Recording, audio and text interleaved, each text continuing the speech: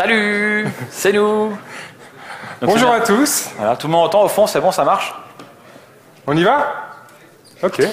Bon, merci d'être venus si nombreux pour ce show avec des recettes et des blagues dedans. Les blagues, c'est moi, c'est bon. Vas-y, Romain. Donc, bonjour, moi je suis Romain Pellis, je travaille chez Red Hat depuis maintenant presque 3 ans. Je suis cloud architecte, ce qui ne veut pas dire grand-chose. C'est classe. Ça a la classe, mais ça ne veut pas dire grand-chose.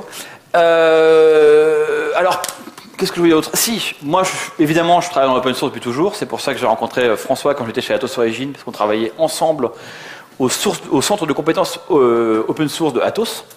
Et c'est comme ça qu'on a fait cette conf. Et ce qui m'amène aujourd'hui ici, c'est que moi, je connais bien Puppet, donc je vais en parler. Alors, pourquoi Puppet? Pas parce que c'est pas un produit Red Hat, c'est pas un produit Red Hat. Mais par contre, nous, chez Red Hat, on croise tout le temps Puppet. C'est souvent Puppet qui fait la colle entre nos produits et d'autres produits, ou qui fait la colle, par exemple, entre RHEL, le produit Linux, et puis Satellite, ou alors JBoss, machin. Donc c'est pour ça que je connais un peu Puppet. François? Donc bonjour, François Ledroff. Donc je travaille chez Adobe. Je fais du Java depuis le dernier millénaire, 97 à peu près. Et j'ai rencontré Romain dans quelques années. On a fait quelques belles petites confs au Paris Jug. Et depuis quelques années, je travaille chez Adobe, d'abord en tant que consultant, et maintenant chez IT depuis quelques années, depuis 2 ans à peu près. Et donc je travaille en fait en tant que consultant, mais chez Adobe, pour Adobe, avec les produits Adobe. Bizarrement. Ouais. Mais je fais encore beaucoup de Java, d'open source et de Linux. Cool stuff. Alors, non, c'est-à-dire toi, vas-y. Ouais, donc aujourd'hui, on a un agenda assez clair, assez facile à comprendre. On va d'abord lever le voile sur ces solutions, Chef et Puppet. On va commencer par quelques petites définitions utiles.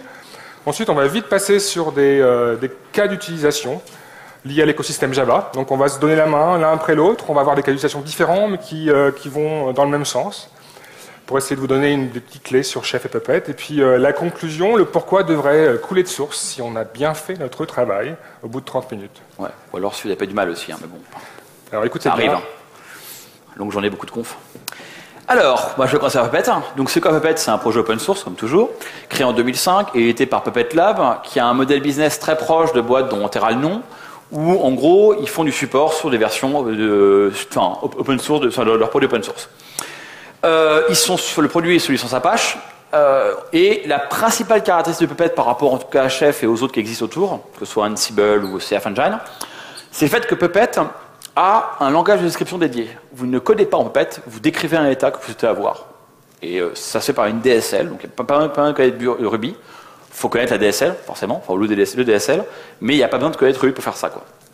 Alors pourquoi ou comment t'es venu à Puppet? Voilà. Par accident. En fait, j'ai été recruté à 2 ans dans une boîte avant Red Hat pour faire du Scala, ceux auxquels je ne connaissais pas grand-chose. Il faut reconnaître ce qui est voilà, quoi. À l'époque, j'avais fait des confs sur Scala, mais à part ça, je ne connaissais rien.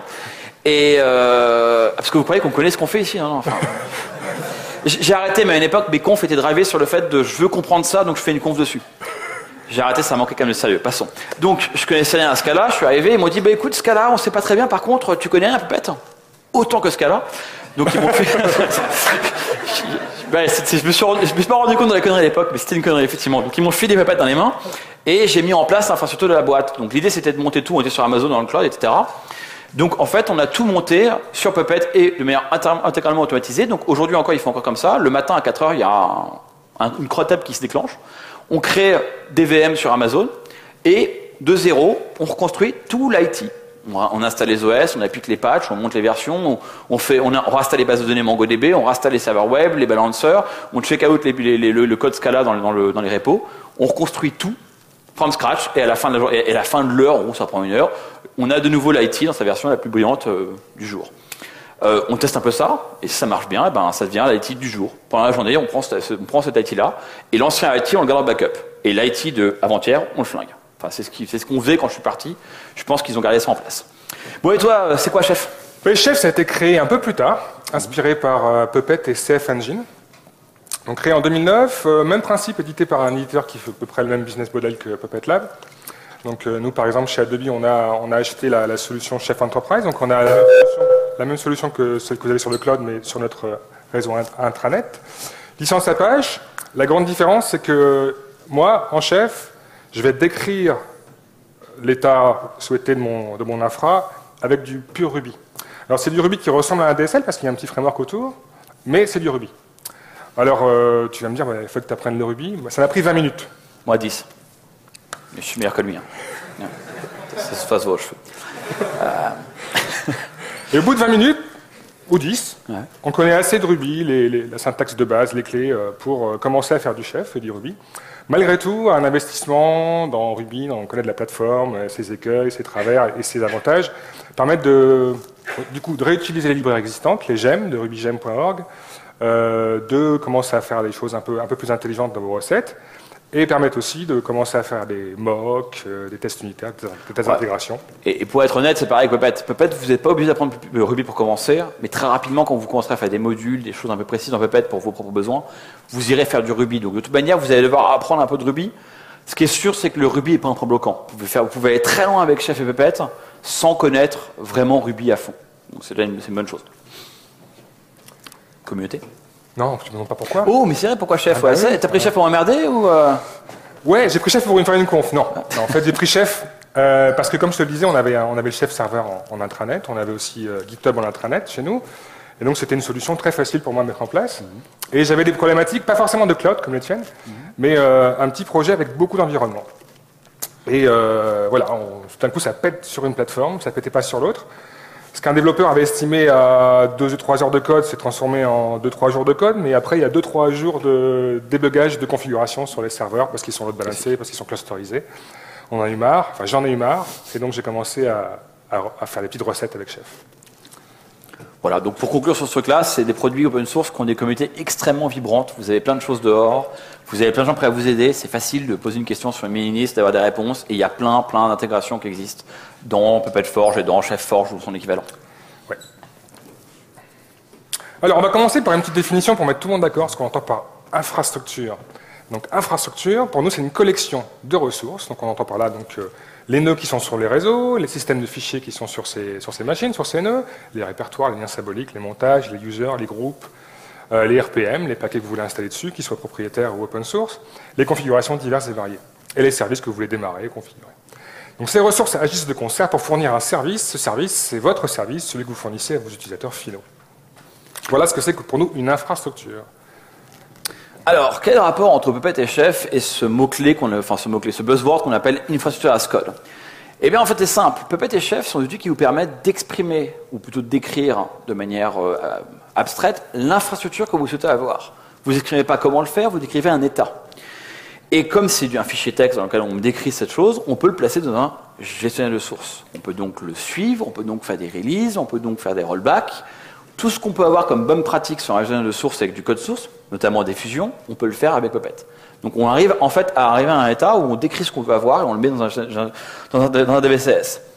Alors comment ça... Alors vous allez me dire, ok, mais franchement ça, avec un shell, je le fais. Hein. On l'a fait, hein. Monter des IT entiers avec un shell, enfin, bon, on l'a fait. Moi je l'ai fait, parce que vous l'avez fait vous, mais bon, on peut le faire, ça a été fait. Le truc qui est bien avec Puppet et Chef, c'est que ça apporte une saine couche d'abstraction. On sépare bien l'état qu'on va avoir dans le système, on va avoir ça comme infrastructure, avec comment on va le faire. Un autre truc que ça apporte, c'est que non seulement ça permet d'installer le système et de tout démarrer et de tout construire, mais ça permet aussi de le maintenir, ça permet de le laisser dans un état qui est stable. Comment ça fait ça? Enfin, comment ça le fait, entre autres? Ça le fait, on fait des runs à intervalles réguliers, régulièrement Puppet et Chef passent sur la machine pour vérifier qu'elle est en état. Et ça le fait de manière indépotente. Alors indépotente, ça veut dire que quoi qu'il se passe, on arrive dans le méta. Hein. C'est pas un problème de... Okay, c'est indépotente. L'idée, c'est la suivante. On a une machine qui est vierge. Elle vient d'arriver. La VM vient de démarrer sur Amazon. On vient de brancher le câble dans la salle serveur. Puppet démarre, dit salut. Qu'est-ce que tu veux? Ah, bah je suis neuf. Ah, alors toi, t'es neuf. Bah tu dois être dans l'état B. Donc tu vas m'installer ça et ça et ça. Tu vas me configurer ça. Et puis à la fin, si je suis content, bah, si tu as tout installé qui est bien, bah t'es prête. Et sinon, je gueule, j'appelle l'admin et je dis que ça marche pas. Enfin... Puppet n'a pas de téléphone, mais bon, c'est l'idée, quoi. Okay, ça, c'est le premier cas. Le second cas, ce qui se passe tout le temps, c'est la machine tourne, elle est installée depuis très longtemps. Puppet arrive, salut, comment tu vas? Oh, bah, ça va comme d'hab, je vais pas changer. Bon, bah, c'est bien, t'es conforme à l'état. T'as des nouveautés pour moi? Non, on n'a rien touché, bah, c'est bon. Ok, donc on se prend une bière, et c'est fini. Donc là, on a zéro update. Avant, on en avait 147. Ça, c'est l'état. Normalement, vos runs doivent faire ça. Si vous avez des runs Puppet ou Chef qui font constamment quelque chose, qui sont constamment comme celui-là ou comme celui-là, c'est pas bon. Troisième état. C'est salut, t'es dans quel état?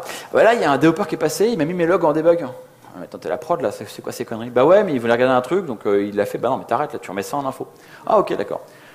Un second truc classique, c'est, ça arrive souvent dans le monde du boss Java, c'est un admin qui passe qui fait comment ça du multicast? Le multicast c'est mal. Sans entendu, je sais pas quoi ça sert.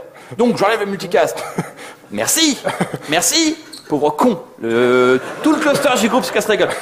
La semaine dernière, j'ai encore un client qui m'a appelé au secours en disant hé, le cluster J-Group il marche plus, pourquoi? Multicast est cassé, putain. Bon, passons. Pareil, Puppet arrive, il fait non, multicast, moi je le remets. Bon, malheureusement, Puppet, il a interagi sur le nœud physique, pas sur l'hyperviseur. Passons. On a oublié une petite chose, Romain. On a bien un truc? Ouais. On a bien toujours des trucs aussi. Ouais, on a beau répéter ce slide, à chaque fois on se plante. On a pas parlé de multiplateforme. C'est vrai. Donc Chef, comme Puppet, supporte, ça on a oublié de le dire pour ceux qui ne connaissent pas les outils, supporte différentes plateformes. Donc officiellement, Chef, c'est quelques distros Linux, Fedora, CentOS, Red Hat, Ubuntu, Windows Server, Windows 7. On est d'accord qu'il n'y en a qu'une, hein, c'est Red Hat. Hein. Enfin, bon. Une sérieuse, il n'y en a qu'une. Il n'y en a qu'une, voilà. Évidemment. Windows Server, Windows 7. Non, pas de réaction? Ok. OS X. Et tu me disais Puppet AX également. Oui, AX, c'est bon, c'est la conf de l'année dernière, hein, mais en gros, j'avais eu l'expérience de migration vers Puppet où on avait du Red d'un côté et de AX de l'autre, et on a réussi à avoir quasiment les mêmes règles Puppet pour les deux. Donc c'est quand même, en termes de gestion de parc, c'est génial. Bon, alors tout ça paraît être complexe, pas ce que je racontais à l'instant, mais le fait qu'il y a plein de trucs à gérer, des ressources, des serveurs, des machins, des marais. Bah oui, c'est complexe, mais bah non, on l'abstrait, on a des ressources. Et c'est ça la bonne chose avec Puppet et Chef, c'est qu'on vous abstrait la complexité, on vous rend tout ça très simple. On vous dit, vous voulez installer un serveur Apache, on va l'installer. Le fait qu'il faille lancer un yum install sur RHEL, ou le fait qu'il faille faire un apt-get sur Debian pour appeler un truc qui s'appelle Apache et pas HTTPD, vous en tapez. Ouais, Chef et Puppet s'intègrent avec les outils existants, que ce soit RPM ou Homebrew pour OS X, etc. Voilà, donc c'est vraiment... On vous libère de ça, vous exprimez besoin d'un paquet et Puppet le fait, ou Chef le fait. Donc comme je dis, on peut le persister dans un SLS et on peut donc le gérer, le manager. On peut donc dire, ah j'ai un problème dans l'infrastructure, je change mon code Puppet, je fais un commit dans mon DVCS, je pousse ce commit comme étant une release, et boum, Puppet ou Chef va déployer ça. Alors, maintenant, qu'est-ce qu'on entend en termes de ressources? François? Alors les ressources, donc on l'a dit hein, dans la définition, vous reprenez la définition, vous avez toutes les ressources, donc les fichiers, les RPM, les users, les groupes. Après, ce qui est intéressant, c'est les autres niveaux d'abstraction que je présente ici, donc les rôles par exemple. Qu'est-ce qu'on entend par rôle, particulièrement dans Chef? C'est la représentation du type de serveur. Alors, vous pouvez dire, moi j'ai des web serveurs, des load balancers et des DB serveurs. Donc c'est vos DB serveurs, vous savez ce qu'il y a dessus. Donc moi je peux dire, bah, mon DB serveur chez moi c'est du MongoDB. Mon web serveur, je veux que tu installes Apache, Mojika, Tomcat. Mon load balancer, ça va être du HAProxy. Bah, vous le définissez en quelques lignes, disant voilà, cette recette pour les load balancers, je veux la recette HAProxy. Pour le web server, c'est la recette Tomcat, Mojika, Apache. Voilà ce que c'est un rôle. Un rôle, c'est un fichier. Alors nous, c'est un peu différent. On n'a pas cette notion native de rôle chez Puppet. En fait, Puppet part du principe, qui est malheureusement souvent erroné, que les admins ont fait leur travail et qu'on a un bon nommage de domaine pour toutes les machines, que toutes les machines ont des noms propres, corrects. Et en fait, on classifie par nom de domaine. Donc le serveur qui arrive en disant salut, moi je suis webserver.mondomaine.com. C'est un web server, voilà ce que tu installes. Si on n'a pas fait ça comme ça, on peut s'arranger autrement, il n'y a pas de problématique par rapport à ça, mais par défaut, c'est comme ça qu'on classifie le rôle du serveur, c'est par son FQDN. Ensuite, les environnements, eh bien, là, ça va modéliser votre cycle de mise en production. Moi, dans mon équipe, on a 4 ou 5 étapes, mais de façon classique, vous avez dev, test, stage, prod. Donc, encore une fois, c'est un fichier dans lequel vous avez déclaré les différences subtiles, et on peut espérer le peu de différence que vous avez entre vos différents environnements. Et enfin, le dernier point, le panier de données, ou databag, va vous permettre ce sont des variables globales qui sont stockées sur le serveur, le chef serveur, et qui vont être globales à votre organisation. Par exemple, des clés d'API, des licences, et particulièrement ce que vous voulez encrypter, des mots de passe, des clés SSH, et vous allez pouvoir les injecter dans les recettes, dans les cookbooks au runtime. Alors, Chef et Puppet travaillent tous les deux en défaut, en mode par défaut, en client-serveur. Donc vous avez un serveur. Si vous étiez là pendant ma conf de l'année dernière, c'est pareil, hein, vous pouvez dormir maintenant. Là. Vous pouvez regarder vos mails, là, pour le set d'aujourd'hui, c'est pareil. Donc le serveur va gérer, persister, proposer une API, une UI, qui vous permettent de voir quels sont vos nœuds, quelles sont vos recettes, quels sont vos environnements, vos databags et vos rôles. Donc ce serveur va être appelé par les machines qui sont sous votre parc. Elles vont appeler à la maison et dire hey, qu'est-ce que je dois faire? Et donc qu'est-ce qu'il appelle? C'est un agent. cet agent tourne sur ces nœuds. Mais les nœuds, ça peut être des machines physiques, virtuelles, sur le cloud, sur votre réseau. Ça peut être votre laptop. Il y a des aficionados comme Romain qui mettent du Puppet sur leur laptop. Très pratique quand vous le flinguez par erreur. Merde! Il y a un petit RF sur un slash. Merde! Bon, bah, Puppet est là, quoi. Et à chaque nœud correspond un objet, node, sur le chef serveur, qui a des attributs détectés automatiquement par l'agent. Donc pour chef, ça s'appelle OI. OI qui peut être du coup moqué en faux I dans les tests d'intégration et tests unitaires. Et ben, il va pouvoir indiquer au chef serveur que vous êtes un CentOS, un Red Hat, telle CPU, telle plateforme, etc. C'est pareil, Puppet a un truc qui s'appelle facteur pour ça. On a des facts qui sont générés sur la machine et qui disent bah, j'ai telle architecture, tel machin, et ça remonte au serveur aussi. Donc OI, fact, c'est pareil quasiment. Voilà. Alors, à ces attributs détectés, vous avez des attributs configurés par vos recettes pour dire bah, je suis un web serveur, je suis un DB serveur ou autre. Et donc, cette combinaison d'environnement, de rôles, d'attributs, de databags vont définir ce qui va tourner, ce qui va être appliqué sur ce nœud. On appelle ça des run lists, et dans Chef, c'est exécuté dans un ordre bien défini, qui correspond au déroulement du script. Séquentiel, enfin, du haut du fichier au bas du fichier. Alors Puppet, c'est un peu différent, c'est bien pour ça que dans le Chef, on crée Puppet à la base, ils n'avaient pas ça. Puppet, c'est l'inverse. Vous déclarez des ressources en vrac dans le fichier, et elles seront, on va dire, implémentées par Puppet, un peu dans l'ordre qu'il a envie. Alors évidemment, ça pose des effets de bord assez agréables, parce que la première fois qu'on a écrit la recette, on l'a écrit entre guillemets, enfin Puppet l'a écrit dans le bon sens, donc ça marche. Et la fois d'après, ben, il part en bon sens, ça marche plus. Donc c'est assez désagréable au début parce qu'on se fait avoir. Mais en fait, on a un système de dépendance pour dire attends, tu démarres pas le service Apache, ça n'a pas installé le package Apache, pauvre con. Et comme ça permet de réparer le truc. Le pauvre con, c'est pas un mot-clé, hein. Mais ça serait le pied quand même, un mot-clé, pauvre con, ça serait génial. Enfin bref, ça pour dire que Puppet et Chef, ça permet de mettre un nœud, donc un système physique ou virtualisé, dans l'état attendu. Alors je sais pas si tu es d'accord avec ce que disait Henri Gomez hier dans un couloir. J'étais pas là, moi, j'étais encore hier. T'étais pas là. Il m'a dit bah, c'est facile, cette différence là de gestion de dépendance, il faut le voir comme ça. Puppet c'est Maven et Chef c'est Gradle. Alors, t'es pas d'accord. Ouais. Alors j'aime bien Puppet, alors dire que c'est comme Maven. Allez, on passe. Faux. J'ai fait un dessin. Ouais, comme d'hab quoi. J'aime bien les dessins. En fait, ça, c'est un petit dessin que j'ai présenté aux gars de la sécurité pour leur expliquer un peu ce que je faisais avec Chef. Et ben, ils n'ont pas aimé, hein, ils n'ont pas trop aimé, parce que je télécharge Internet, quoi, et je le mets sur mes serveurs.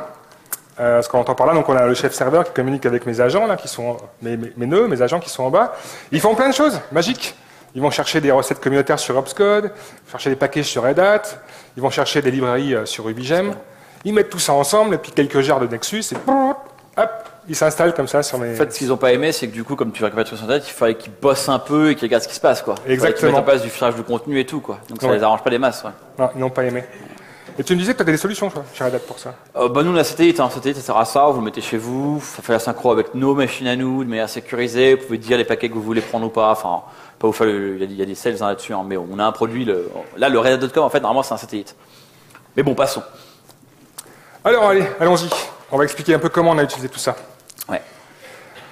Alors moi j'ai commencé, et puis mon équipe m'a dit mais chef François, mais pourquoi on a un simple jar, quoi? Qu'est-ce que tu vas nous faire une machine à gaz pour ça? Alors en effet on a un simple jar dans mon équipe, enfin un simple projet qu'un simple jar, 50 nœuds SGI, CQ5, un produit de chez Day Software, donc un produit Adobe maintenant. Alors certes c'est un jar, mais il faut installer le JDK, télécharger le jar, l'installer en tant que service, faire tourner ses logs, les monitorer et éventuellement un peu de haute dispo. Alors voyons voir comment on fait ça. Alors, je vais vous passer l'installation du JDK parce que vous avez des community cookbooks qui sont plus ou moins complexes pour faire ça. Je vais faire un truc plus simple. Je vais juste récupérer le jar. Alors, le premier bloc en haut, c'est du chef, on va dire standard. C'est la ressource qui s'appelle remote file. Donc, vous avez remote file do end. Donc, on manipule une ressource remote file. Do end, ça va, enfin, vous suivez. Enfin, donc, c'est du Ruby. Donc, après remote file, je lui passe une variable, node CQ5 quick start jar. Donc, ça, c'est le fichier que je veux avoir sur mon serveur.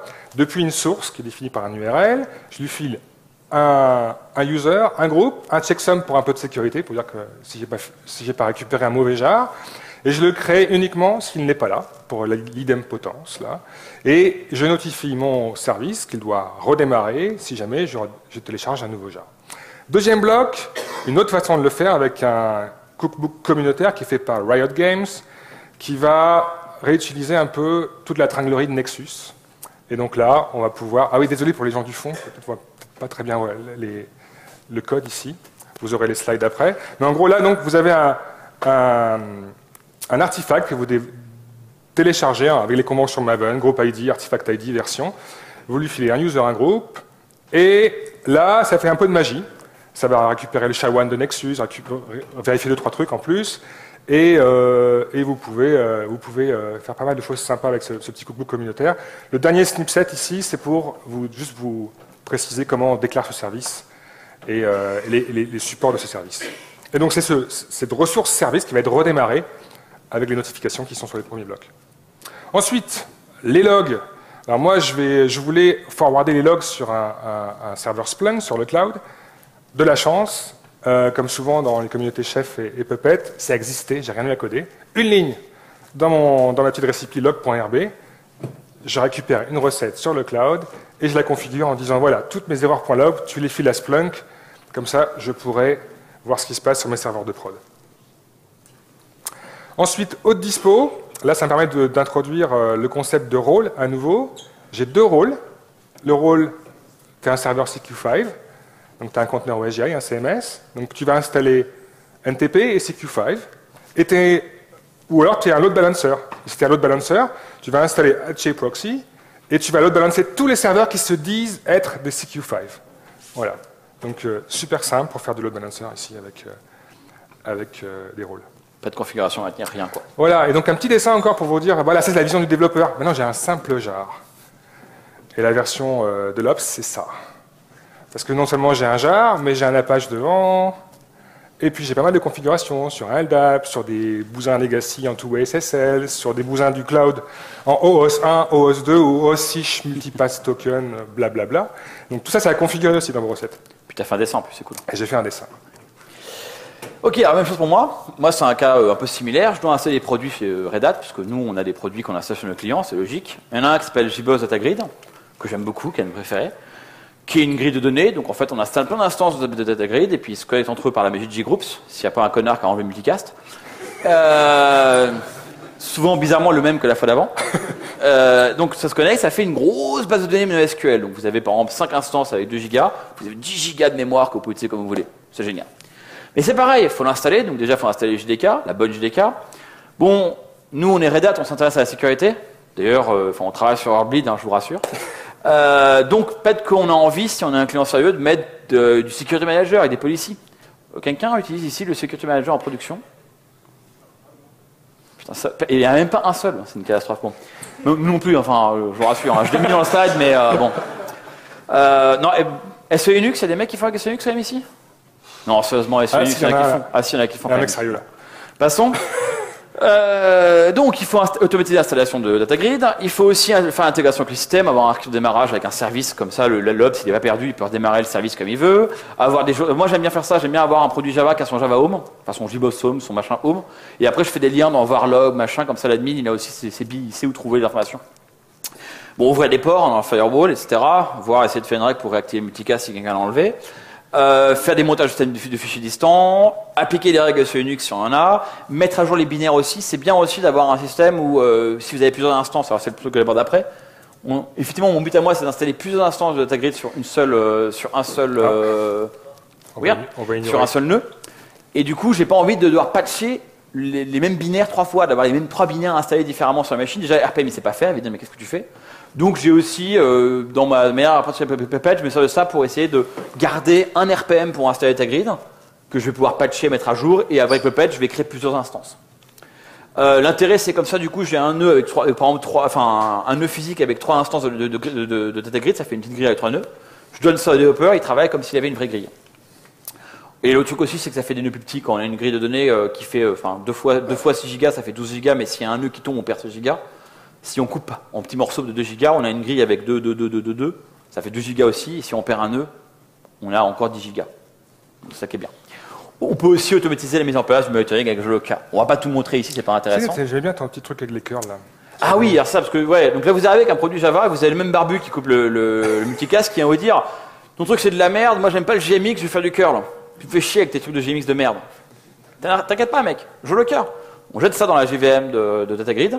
Joloka, il fait bien du GMX, il prend tout le GMX et il l'expose en reste. Et le mec, il fait ses scripts curl, il est content.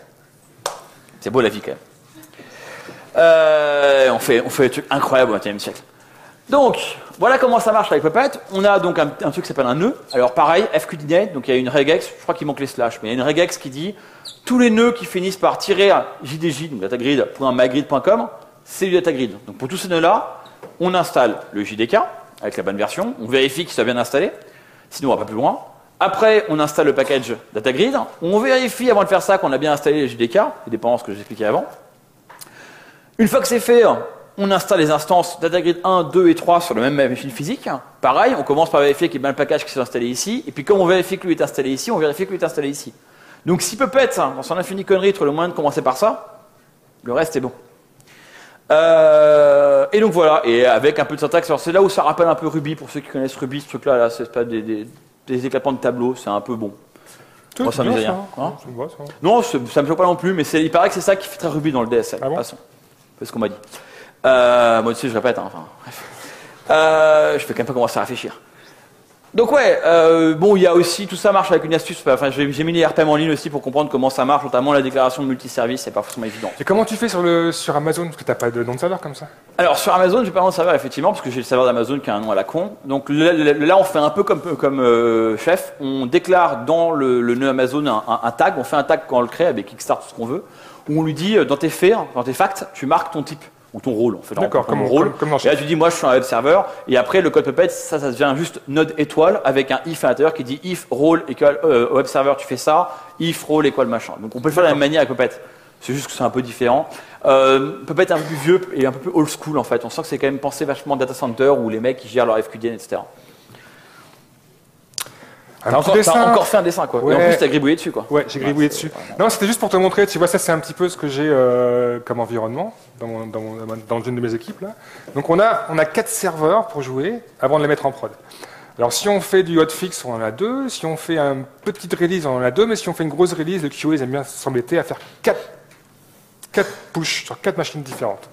Avec Jenkins qui aide un peu entre les deux, hein, qui pousse un peu aussi automatiquement d'une machine à l'autre. Et donc voilà, je commençais à être emmerdé avec ces machins-là, et je me suis dit, avec Chef, je vais pouvoir simplifier ça. Et en effet, avec Chef, j'ai pu utiliser un fichier pour chacune des infras, dev stable, release candidate, production support et prod. À quoi ça ressemble? Ça ressemble à ça, par exemple, pour mon dev stable.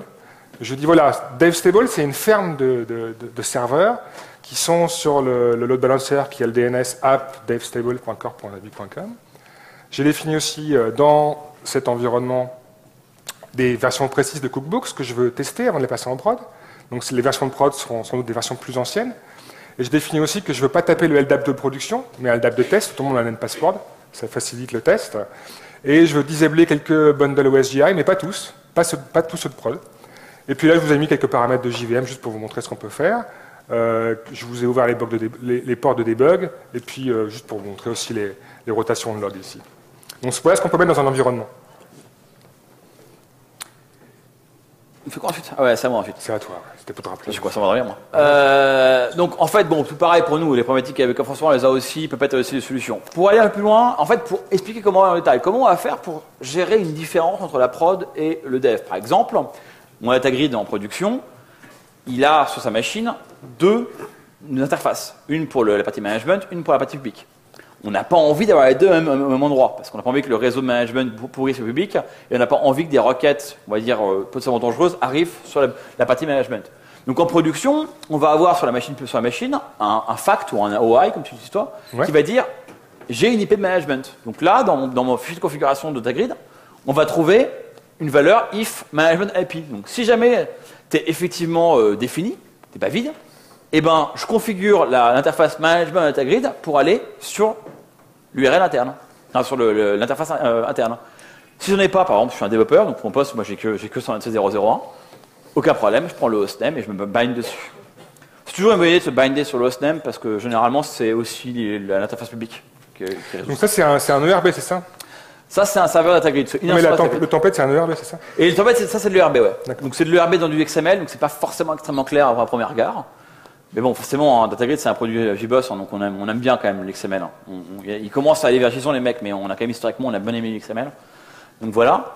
Et en haut, on voit comment faire dans Puppet. On dit voilà, tu as un fichier. Donc moi, je l'ai mis dans etc jdj config XML, comme ça, l'admin il sait où le trouver. On lui dit le contenu, c'est un template, tu récupères le template qui est là, tu variabilises, tu mets les valeurs qui vont bien avec. Oh, ça va taper fort. Et tu crées le fichier sur le serveur. Le truc qui est bien, alors c'est unique et central, ça veut dire aussi que le jour où votre grille, vous avez 5 machines avec chacune 3 instances pour faire votre grille, c'est quand même la bonne merde, vous avez potentiellement autant de fichiers de configuration à régler. Alors vous n'êtes pas con, enfin moi mes scripts le font, le fichier de configuration de l'instance d'une grille, c'est un lien symbolique pour tout le monde. Comme ça, sur un nœud, vous avez un fichier pour tout le nœud. Enfin, pour toute la machine qui tourne les 3 serveurs. Néanmoins, si vous avez 4 serveurs, vous avez 4 fichiers à maintenir. Vous faites un commit dans Puppet pour changer ça, boum, ça s'applique partout. Et Puppet fait que de toute manière, les fichiers seront tous les mêmes partout, ou alors ils seront tous différents, ils seront pas. Enfin, ils auront soit le changement, soit ils ne l'auront pas, mais il n'y aura pas d'intermédiaire. Il n'y aura pas 2 qui l'auront, ou il n'y aura pas 2 qui auront un truc différent. On va quitter ce monde assez insupportable où votre IT, enfin vos machines, c'est des flacons de neige, chacun unique, chacun différent. Tout est carré de la même manière. Ouais, j'avais un collègue de chez Opscode qui m'a raconté qu'il adorait cette quote d'un de ses collègues qui disait ne traitez pas vos serveurs comme des animaux domestiques, traitez-les comme du bétail. Voilà. C'est effectivement ce qui se passe ici. T'as encore mis un dessin, quoi. Ouais, j'ai encore mis un dessin. Là, c'était pour rassurer les gars de la sécu encore, tu vois. Je leur ai dit, voilà. Mais Adobe, vous n'avez pas abandonné encore la sécurité. Non, on y croit, on y croit. Et donc, voilà, donc dans Chef, on a ce concept de panier de données encrypté databags. Mais ça suffisait pas aux gars de la sécu. Non, ils voulaient que j'utilise un bousin qu'ils ont acheté, là, assez cher, qui fait donc coffre-fort de secrets, qui whitelist les nodes et tout. Ça va bien, ça, non? Ouais, non, mais c'était cool a priori. J'aurais dit, bon, allez, file-moi l'agent RPM, là, je vais l'installer dans mes recettes. Hein, quoi RP quoi? Il n'y a pas d'RPM? Non, vous n'avez pas de RPM. Donc j'ai utilisé ça à la place, ça allait plus vite. C'est une surcouche à l'encrypted database qui s'appelle Chef Vault, c'est un Ruby Gem qui va rajouter, en utilisant les encrypted databases de Chef, quelques petites notions qu'avait cette solution donc, pour whitelister les nodes. Donc s'il y a un petit node qui arrive à choper une clé et rentrer sous l'ombrelle du chef serveur, s'il ne présente pas la bonne clé au chef serveur pour récupérer les données, il ne l'aura pas. Ce qui est sympa aussi, c'est que du coup, je peux tout mettre dans Git si j'ai envie, encrypté évidemment. Et ça ressemble à ça.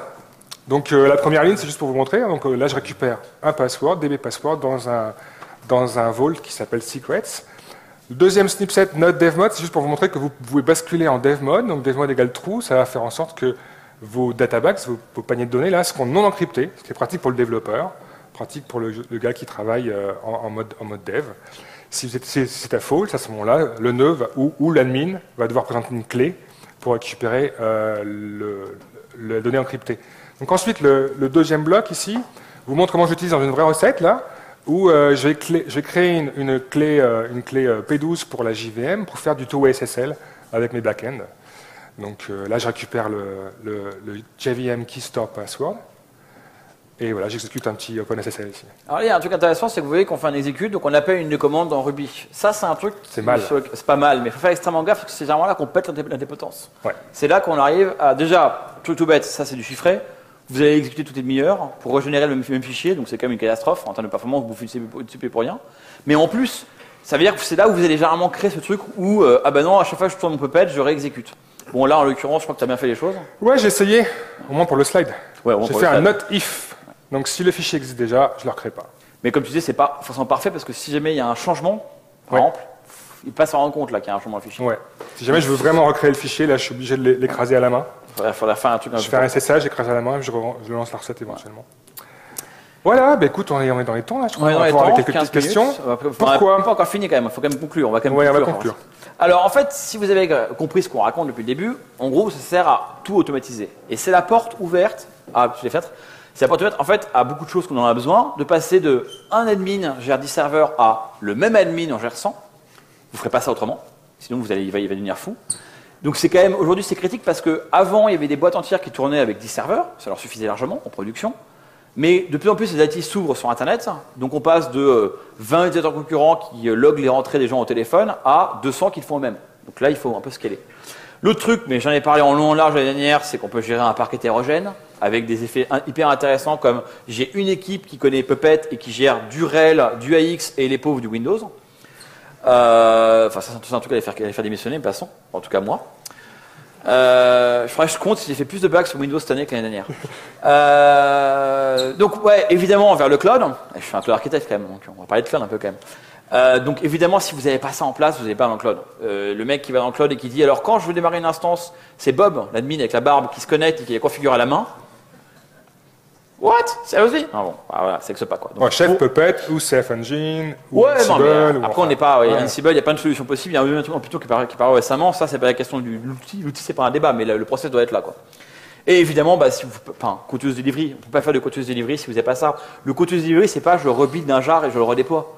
Le continuous delivery, c'est je rebuild la machine qui exécute le jar. Donc, si vous n'avez pas ça, vous n'avez pas de continuous delivery. Non, ce qui est vraiment bien, c'est le fait que les ops et les devs vont pouvoir mettre en place un workflow qui leur convient, de revue de code aussi. Donc, si le dev veut modifier une config, très bien, mais elle doit être revue par l'ops. Si l'ops a des problèmes de sécurité encore de Heartbleed et veut downgrader OpenSSL ou l'upgrader, il faut aussi que le dev puisse le valider, quoi. Exactement, c'est vrai que c'est vraiment j'allais dire les nerfs, Puppet et Chef, c'est vraiment là où le dev rencontre l'ops. À toi, c'est beau. Hein. Voilà, donc moi j'ai mis aussi mon petit logo Adobe. Donc Accelerate, Simplify, Scale, c'est un peu le mantra de ma grande prêtresse Adobe IT pour cette année 2014. Parce que donc chez Adobe, on a fait un grand virage il y a 2 ans vers le cloud. Donc on a lancé le Creative Cloud, le Marketing Cloud. Et donc au lieu de stresser une fois par an, une fois tous les 2 ans chez Adobe IT, on stresse tout le temps. Et parce qu'on met tout le temps en prod. Des nouvelles trucs, des nouveaux petits outils. On fait Fail Fast, Fairly. Maintenant chez Adobe, on fait plein de petits outils, plein de petites releases. Et donc il faut décloisonner les équipes de dev, de qualité, de sécurité, d'exploitation. Et j'adore, parce que quand mon infra devient code, elle devient testable, versionnable, jetable, répétable. Et du coup, je peux appliquer cette autre citation d'un de mes collègues, Bertrand, qui dit voilà, si c'est pas dans le code repository, si c'est pas dans le Git, ça n'existe pas. Très bon principe. Je me dis par ça moi aussi. Donc voilà, donc on a conclu. Alors il y a des pointeurs, il manque les miens, hein. Je suis un peu à la ramasse, donc quand vous aurez les stats, vous aurez mes pointeurs à moi aussi. Oh là là, c'est mes lectures pour préparer la conf. T'en as mis combien, François? Bon. Ouais, j'en ai quelques-unes, mais il y a peut-être des doublons, hein. Je fais ça rapidement ce matin. Si demain vous êtes viré, que vous avez une semaine à perdre, François, vous avez de quoi lire pendant une semaine. Voilà. C'est super, il nous reste 12 minutes. Il y a même des vidéos. Il y a même des vidéos. Il y a des vidéos, ouais, c'est bien, comme ça, ça ne peut pas lire. 12 minutes, on n'a jamais assez faire autant de temps de backup. On a parlé trop vite, là, je pense. Ouais, on a perdu beaucoup de gens. Non, ça va, cool. Bon, alors on a du temps pour les questions, alors allez-y. Ouf, il y en a, on aurait l'air con sinon. J'en avais sinon, moi. Ouais, on aurait pu en faire aussi, on aurait pu en bricoler des questions. Ouais. Merci, c'est pas une question compliquée, c'est en fait, si j'ai bien compris, il faut un agent sur le serveur. Ouais. Ça, c'est pas automatisé. Si, ça peut l'être. Alors, dans un monde très très Red Hat, on a un RPM qui installe l'agent, et c'est fini. Donc au démarrage, tu kickstart ta machine avec Kickstart, elle démarre, elle boot, elle fait « Salut, il est où mon Kickstart ?» Il est là. Premier truc qu'elle fait, c'est installer Puppet ou Chef, installer l'agent ou Chef, et boum, l'agent démarre. L'agent démarre, alors le serveur fait « Salut serveur » dans ma conf. Ouais. Dans un monde Red Hat, c'est comme ça que ça marche. Dans un monde Docker aussi, on peut imaginer ça. Dans un monde Docker, c'est pareil, mais Docker, c'est encore en dessous, je crois. Enfin, Nous, chez Adobe, on a un petit IT Cloud qui est basé sur Amazon, et Chef Client est installé par défaut. Je sais qu'il y a d'autres collègues qui utilisent aussi Blade Logic, c'est un autre bousin pour installer Chef Client. Ça c'est pareil, c'est bizarre. Mais bon, on peut le faire. Tout fermé. Ouais. Donc non, c'est pas un problème, on automatise l'installation de l'agent aussi effectivement avec. Et on n'est pas obligé, alors on l'a pas dit parce qu'on n'avait pas beaucoup de temps, mais on n'est pas obligé d'avoir un serveur aussi. Vous pouvez avoir que l'agent qui fait en gros un git pull au démarrage, qui récupère la conf depuis le serveur git et puis qui applique la conf en local sans serveur. L'intérêt du serveur, c'est que vous avez après un œil un peu de Moscou à travers toute votre infrastructure. Ça répond à la question ou on est à côté? Super. Il y avait d'autres questions? Alors j'ai vu là-bas quelqu'un au fond qui lève la main. J'espère que j'ai pas raté. Ceux qui ont des questions, levez la main, histoire que je vois après où vous êtes. Ah, mais c'est Manuel au fond là-bas. Ouais. Il était caché. C'est Manuel qui s'est caché là-bas? Ouais. Il va te demander comment installer un mail serveur. Exactement. Petit A, quel est le boulet qui a décidé que devoir déclarer explicitement les dépendances dans Puppet plutôt que de lire de haut en bas était une bonne idée? Alors, vu qu'ils ont forqué et qu'ils ont créé Chef pour ça, je sais pas qui est coupable, mais effectivement, en fait, c'est pas si con que ça.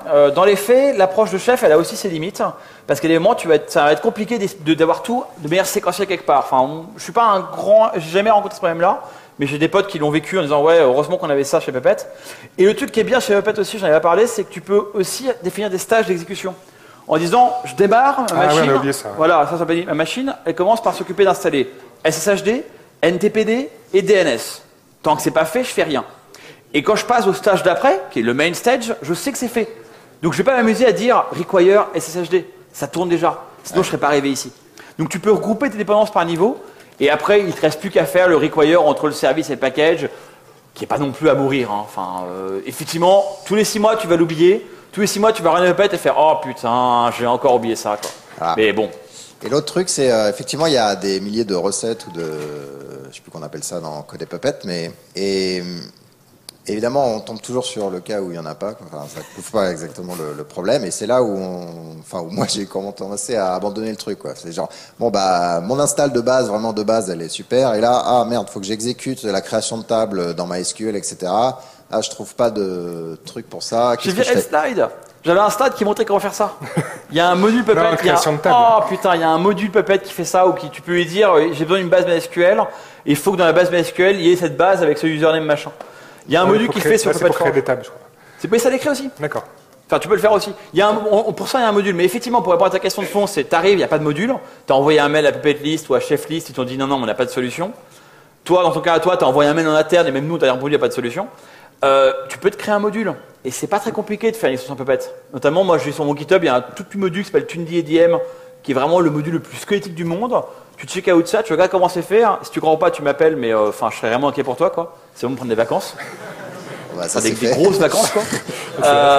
C'est moi qui l'ai fait, c'est pas dur. Hein. Enfin, voilà, donc, et honnêtement, c'est pas si compliqué que ça de faire son propre module. Moi, ce que j'ai fait, moi, souvent, c'est j'ai repris des choses qui étaient équivalentes. Par exemple, je voulais faire cette recette pour mon conteneur OSGI, là. Du coup, je suis allé voir le cookbook Jenkins et le cookbook Nexus, qui sont très bien faits. Et je me suis inspiré de ces machins-là. Ouais, il y a ça aussi, ouais. Faut pas hésiter, en tout cas. Si tu trouves pas un truc, le premier truc à faire, c'est d'envoyer un mail et de vérifier avec la communauté que t'as pas oublié quelque chose. Je l'ai fait, hein. J'ai codé un module pour rien. J'ai brillamment envoyé mon lien GitHub, genre, hé, j'ai fait ça, les mecs. Ah bon, mais c'est natif.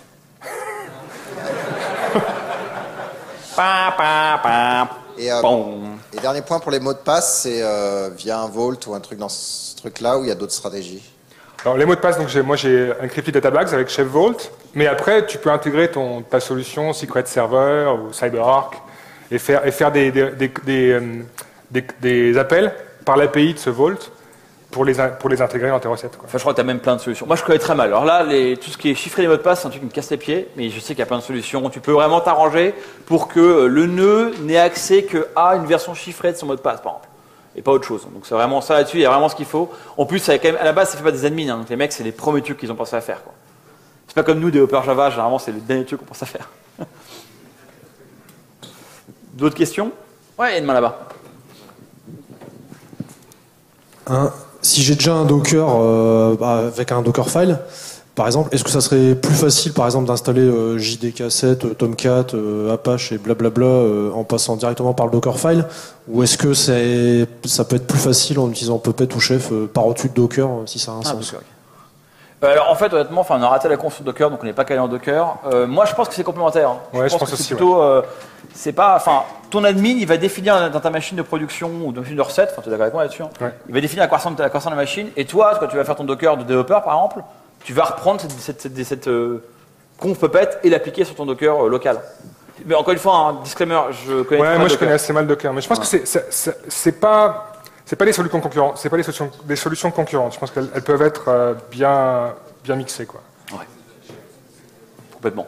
D'autres questions? Enfin, ça a répondu à la question déjà ou ouais. Ouais. Là. Alors, on parle quand même de trucs qu'on connaît pas, lui et moi, hein, donc ça reste à prendre avec un disclaimer. Hein. Alors, en fait, on pourrait faire une open conférence où genre on se réunit pour tous se mettre d'accord sur un truc qu'on connaît rien. Mais bon, c'est génial les open conférences. Faites des open conférences dans la vie. Non, alors moi j'ai gratté un petit peu Google. J'ai dit, hey chef, Docker. Ouais, t'as googlé quand même. Il me dit, ouais, c'est bien ensemble. Ouais. Il me dit, tiens, j'ai une recette chef pour Docker, j'ai une recette Docker pour chef. Ouais. Donc j'étais un peu perdu, je savais plus. Je pense que ce qui manque aujourd'hui, à mon avis, là où c'est un peu casse-gueule, c'est que je suis pratiquement sûr que si on regarde Docker Puppet, Docker Chef, on va trouver 5 façons de faire un truc de la même chose. Ouais. Je pense que ça, c'est pas encore mature, à mon avis. Je pense qu'il faut un peu. Vous jetez pas là-dessus immédiatement ou faites-le en disant je fais ça comme ça, mais je pourrais changer dans 5 mois parce que. Mais on va aller voir Nicolas à 17h. On pourra reparler à 18h, je pense. Ouais, enfin moi je serai pas là, mais tu pourras en parler à 18h. Moi je pourrai en parler à 18h. Je fais François à 18h.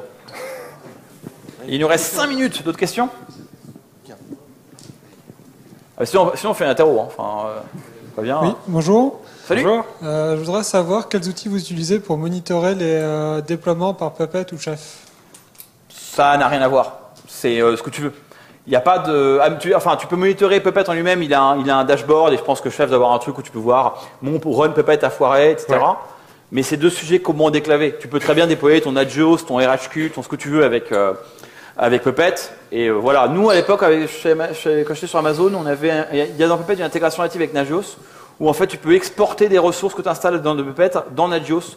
Donc tu fais une stack particulière avec des triple A, des arrobages, je crois, dans mes souvenirs. Et du coup, Nagios va récupérer ça de son côté et va pouvoir monitorer généralement ce que tu crées de manière spontanée dans Puppet, quoi. Ce qui apparaît sur le cloud va s'enregistrer auprès de Nagios. Il me semble, hein, mais c'était il y a 3 ans et c'était très. Et c'est pas moi qui l'ai fait, donc c'est à prendre avec des pincettes aussi. Ça répond à la question ou Ouais. Plus devant. 4 minutes, d'autres questions? Sérieusement, on a été si clair que ça, on a parlé super vite et tout. Non, quand même. Ouais, désolé, une dernière question. Vas-y. Question de Béotien en plus, je pense, mais est-ce que c'est des outils qui seraient pertinents ou qui sont déjà utilisés, je sais pas, pour des parcs de machines vraiment de PC? Enfin, des fois, on est chez des clients à des grands comptes et pour mettre à jour une JDK, ça prend 6 mois, on ne sait pas pourquoi. Alors, non, c'est une bonne question. Ouais, en fait, c'est aussi là où Docker vient en jeu, je pense. Je pense que le truc, c'est que par le haut ou par le bas, ça va arriver sur le poste développeur de la manière suivante. C'est typiquement, et ça vous l'avez tous vécu, développeur, il travaille sur Windows avec une JDK Sun, et en production, c'est du RHEL avec du OpenJDK. Pourquoi OpenJDK? Parce que l'admin, on lui dit Java, you install Java, OpenJDK. Donc en fait, quasiment partout, vous avez des développeurs qui développent et débuggent sur des plateformes qui sont radicalement différentes de la production. Un jour ou l'autre, les gens vont en avoir marre de ça, j'espère, et ils vont dire Docker par exemple, ou Linux Container, machin. Tu déploies. Ou chef. Oui, enfin, tu déploies sur ta machine locale une VM que tu configures avec Puppet ou Chef. Non, mais on en a parlé tout à l'heure. Par exemple, toi, tu t'amuses à mettre du Puppet sur ton laptop. Oui, il y a ça aussi, ouais. Le formateur Chef que j'avais vu, lui, avait tout son OS X géré avec Chef. Donc, en effet, tu peux très bien mettre tous les laptops de tes développeurs comme étant des nœuds sous ton infrastructure Chef. Et donc, ils se mettent à jour. Ils mettent leur JVM, leur Eclipse, leur Chrome, leur Firefox. Ouais, et donc il passe plus de temps à installer il faut que j'installe MongoDB, non, je prends la recette, ça marche tout seul. Moi j'ai des collègues, j'ai vu qui ont fait ça pour leur équipe. Ouais, voilà, ouais.